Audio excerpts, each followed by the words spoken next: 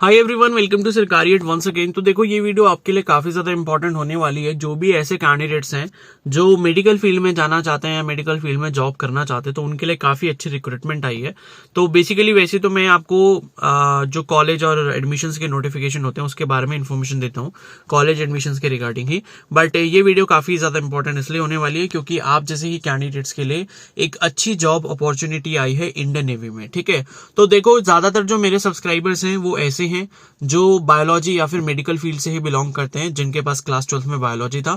तो ये खासकर उन्हीं के लिए है एंड उनमें से भी सिर्फ मेल कैंडिडेट्स के लिए ये वैकेंसी आई है। ठीक है, तो फीमेल कैंडिडेट्स के लिए वैकेंसी नहीं है, ये सिर्फ मेल कैंडिडेट्स के लिए है। तो अगर कोई फीमेल कैंडिडेट इस वीडियो को देख रहा है तो वो ऐसे किसी कैंडिडेट को ये फॉरवर्ड कर सकता है, अपने भाई बहन को, क्लासमेट को, किसी को भी जिसको इसकी नीड हो। ठीक है, तो इसके लिए एलिजिबिलिटी क्या चाहिए कि कैंडिडेट जो है वो मेल होना चाहिए एंड दूसरी एलिजिबिलिटी है कि उसके पास क्लास 12 में 11-12 में जो है उसने फिजिक्स केमिस्ट्री बायोलॉजी पढ़ा हो। ठीक है, तो फिजिक्स केमिस्ट्री बायोलॉजी यानी कि पीसीबी स्ट्रीम से जो है अगर 12th पास किया है किसी मेल कैंडिडेट ने, तो वो इस वैकेंसी के लिए एलिजिबल होगा। तो ये वैकेंसी किसके लिए है उसके बारे में थोड़ा सा मैं आपको ओवरव्यू दे देता हूँ पहले, उसके बाद में हम लोग इसके बारे में डिटेल में जानेंगे।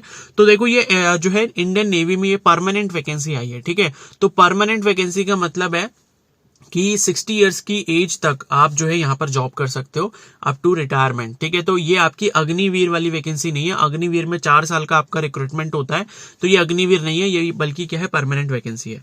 तो ये कौन सी पोस्ट के लिए? ये है मेडिकल असिस्टेंट के लिए। मेडिकल असिस्टेंट का मतलब क्या है कि जो आपके हॉस्पिटल्स होते हैं, जैसे कि इंडियन नेवी के अगर हॉस्पिटल्स हैं, तो नेवी के जो हॉस्पिटल्स होंगे, ठीक है, तो वहां पर जो आपका डॉक्टर्स और जो नर्सिंग स्टाफ होता है उनको असिस्ट करने के लिए मेडिकल असिस्टेंट्स की नीड होती है। ठीक है, तो मेडिकल असिस्टेंट जो है वो जो है मतलब क्या करते हैं, जो नर्सिंग स्टाफ या जो आपका डॉक्टर स्टाफ है उनको मदद करते हैं पेशेंट्स को ट्रीट करने के लिए। ठीक है, तो ये उसके लिए आपकी परमानेंट वैकेंसी है, काफी अच्छी वैकेंसी है। तो सिर्फ यहाँ पर एलिजिबिलिटी चाहिए आपको 12th पास फिजिक्स केमिस्ट्री बायोलॉजी।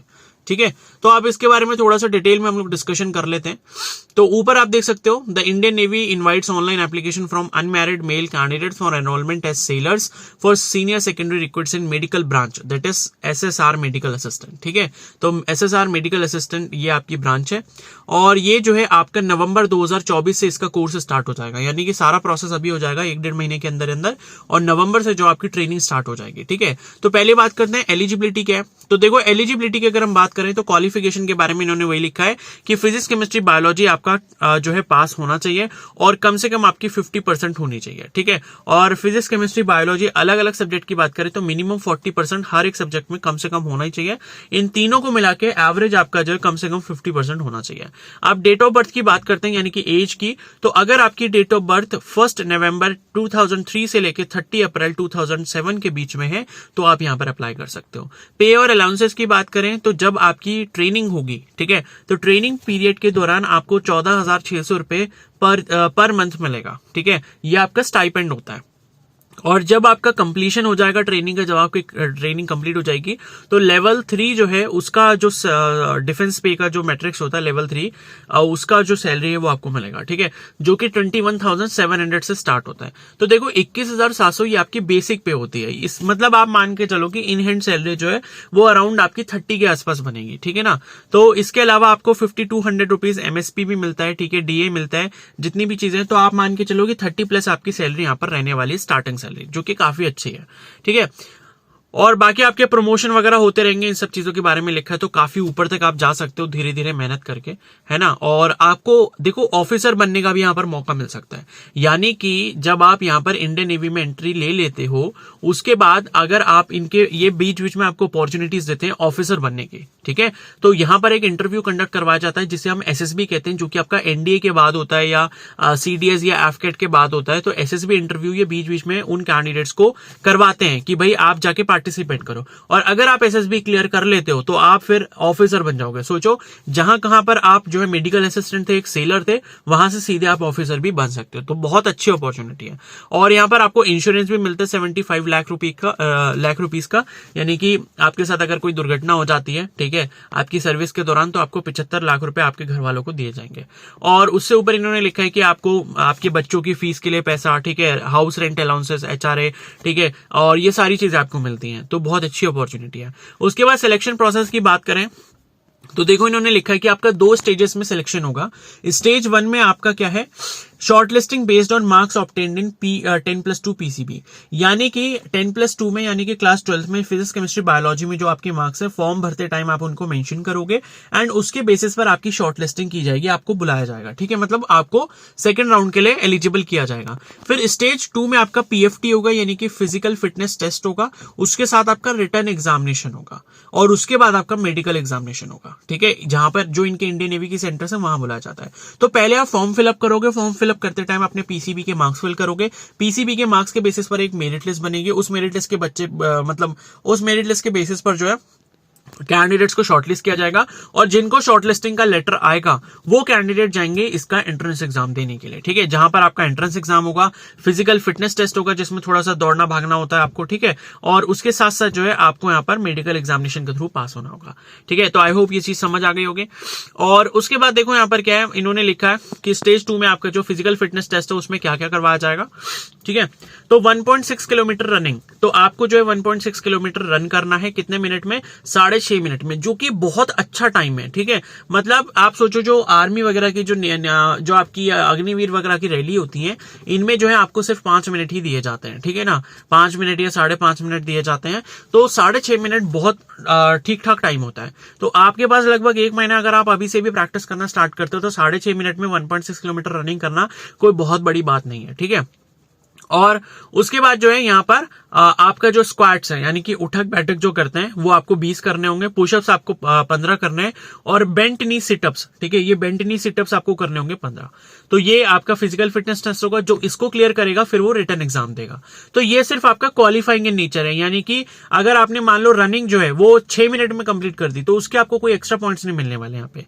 ठीक है, 1.6 किलोमीटर रनिंग आपको 6.5 मिनट में अगर आप पूरा कर लेते हो, उसके बाद 20 उठक बैठक लगा लेते हो, 15 पुशअप्स लगा लेते हो, 15 बेंट नी सिटअप्स अगर आप लगा लेते हो, मतलब आपका पीएफटी वाला टेस्ट क्वालिफाई हो गया। अब आप जा सकते हो अपना एग्जाम देने के लिए। ठीक है, तो ये जो रिटन एग्जाम होता है ये उसी दिन हो जाता है आपके फिजिकल फिटनेस टेस्ट के बाद। तो इसमें जो है आपके टोटल 100 क्वेश्चंस होते हैं। पेपर आपका हिंदी इंग्लिश दोनों लैंग्वेज में होता है और ऑब्जेक्टिव टाइप होता है, यानी कि एक क्वेश्चन के 4 ऑप्शंस आपको दिए जाएंगे।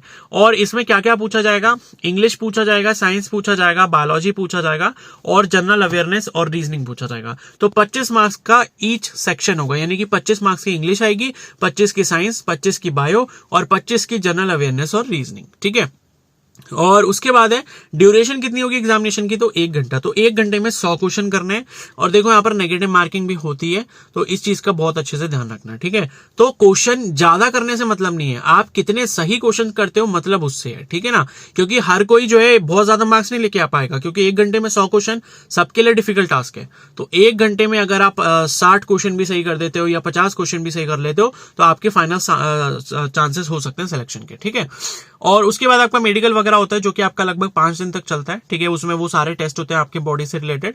तो मेडिकली अगर आप फिट हो जाओगे तो इसका मतलब आप सोचो आपका सिलेक्शन हो गया। और हाइट की बात यहां पर करें तो मिनिमम हाइट आपकी 157 सेंटीमीटर चाहिए, जो कि बहुत ज्यादा नहीं है। ठीक है, जनरली आपका जो एसएससी जीडी वगैरह होता है वहां पर 170 सेंटीमीटर मांगी जाती है। तो 157 सेंटीमीटर अगर आपकी हाइट है तो आप यहाँ पर अप्लाई कर सकते हो। और उसके बाद विजुअल स्टैंडर्ड वगैरह दिए, मतलब चश्मा अगर किसी को लगा है तो वो भी जा सकता है, इतना कोई बहुत ज्यादा वो नहीं होता रेस्ट्रिक्शन। -3.5 से अगर +3.5 अगर आपकी पावर है चश्मे की तो आप जरूर जाएं। ठीक है, और उसके बाद जो है यहाँ पर आपकी जो ट्रेनिंग है वो आईएनएस छिलका उड़ीसा में होगी। ठीक है ना, आईएनएस छिलका उड़ीसा में आपकी ट्रेनिंग करवाई जाएगी और सक्सेसफुल ट्रेनिंग के बाद जो है आपको कमीशन कर दिया जाएगा यहाँ पर। ठीक है, और उसके बाद बस इतना ही है। तो इन्होंने लिखा है कि the initial engagement is subject to successful completion of training, initial engagement is for a period of 20 years. तो 20 साल तक आप यहाँ पर कम से कम सर्विस करोगे ही करोगे। और 20 साल की सर्विस करने का मतलब ये है कि आपको पेंशन भी मिलेगी। ठीक है ना, 20 साल की सर्विस करने का मतलब क्या है कि आपको पेंशन भी दी जाएगी। तो भाई मेरे हिसाब से इससे अच्छी अपॉर्चुनिटी नहीं हो सकती, क्योंकि अग्निवीर में तो देखो कोई स्कोप नहीं है, ये आपको परमानेंट यहाँ पर वैकेंसी मिल रही है। तो 20 साल तक तो रहेगी, वो आपकी धीरे धीरे बढ़ती जाती है और वो 60 साल तक जाती है, यानी कि जब तक आपकी एज 60 नहीं हो जाती तब तक आप जो है उसमें रह सकते हो, सर्विस कर सकते हो। और मैंने बताया कि बीच में भाई आपको ऑफिसर बनने का चांस भी दिया जाएगा। ठीक है, तो क्या पता किसकी किस्मत इतनी अच्छी हो कि वो गया यहाँ से 10+2 करके और बीच में वो ऑफिसर भी बन जाएगा। ठीक है, तो फिर ये आपको डिग्री कोर्स वगैरह भी करवाते हैं, ग्रेजुएशन वगैरह भी सब करवाते हैं, सब चीजें होती हैं। तो बहुत अच्छी अपॉर्चुनिटी है। ठीक है ना, तो इसके लास्ट डेट जो है अप्लाई करने की वो 17 सितंबर 2024 है। ठीक है, तो यहाँ पर जो है ज्वाइन इंडियन नेवी करके, मतलब आप जो है ये आप देख सकते हो, रजिस्टर योरसेल्फ ऑन joinindiannavy.gov.in। तो ये इनकी ऑफिशियल वेबसाइट है, इस पे जाके अपना रजिस्ट्रेशन कर लो। 17 सितंबर लास्ट डेट है, इसका प्रोसेस स्टार्ट हो चुका है। तो भाई जिसको भी इसकी नीड हो, जो भी आपके भाई बहन, क्लासमेट, फ्रेंड्स कुछ भी हो, अगर वो बायोलॉजी स्ट्रीम से हैं और उन्होंने 10+2 अपना कंप्लीट कर लिया बायोलॉजी स्ट्रीम से, और उनकी डेट ऑफ बर्थ जो है ये 2003 से लेकर 2007 के बीच में, ठीक है, ये यहाँ पर बताया था मैंने आपको, 1 नवंबर 2003 से लेकर 30 अप्रैल 2007 के बीच में, तो उनको ये वीडियो जरूर भेज दो, उनके लिए बहुत अच्छी अपॉर्चुनिटी है। ठीक है, तो अब इस वीडियो को यहीं पर एंड करते हैं। आई होप आपको सारी चीजें क्लियर है, एंड अगर ये वीडियो आपको हेल्पफुल लगी तो प्लीज जरूर लाइक कर देना, चैनल पर नए तो सब्सक्राइब कर लो एंड बेल आइकन को प्रेस कर लो फर्दर ऐसे अपडेट्स के लिए। Okay, so thank you and have a nice day.